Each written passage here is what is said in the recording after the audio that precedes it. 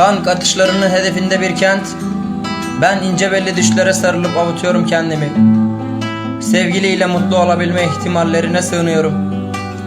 Siyasi münakaşalardan bunalmış, apolitik ruh haline bürünüyorum. Ne kadar da körelmiş duygularım. Şehri dumanlar sarmış, ben gözlerine hipnozlanmış dudaklarının art niyetine teslim oluyorum.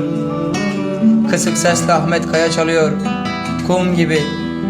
Hem o da sevişiyormuş zaten, şehirlere bombalar yağarken hem de.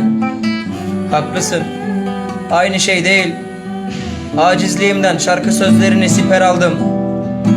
Ne politik çıkar ilişkisi bu, ne ideolojik ihanet girişimi değil mi? Ne kadar da masum anlattım. Sen şimdi kıyamaz hak verirsin. Sunduğum tüm öz eleştirilerde gereklilik arar, yine beni haklı çıkarırsın. Pozitif toleransını seveyim senin. Sevdanı zaafına peşkeş çekip aşkını rüşvet verme bana.